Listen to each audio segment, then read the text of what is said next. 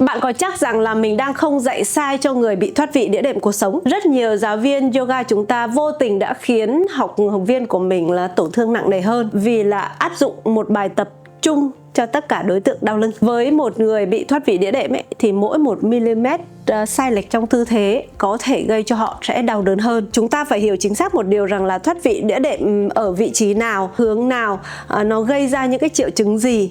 Đó, hay là nguyên nhân gây ra là do vì sao. Yoga trị liệu không phải là việc chúng ta đưa bài, mà là chúng ta đưa ra những cái lựa chọn phù hợp nhất cho cơ thể và hệ thần kinh của người học lúc đó. Bạn không cần phải biết nhiều tư thế, mà điều bạn cần là phải hiểu cái người học viên trước mặt của mình. Và mỗi một học viên đó chính là một hồ sơ y khoa sống động. Và nếu như bạn muốn dạy đúng cho người bị đau thì hãy bắt đầu từ việc học đúng. Inbox đăng ký buổi hướng nghiệp chuyên sâu yoga trị liệu cùng học viện ngay nhé!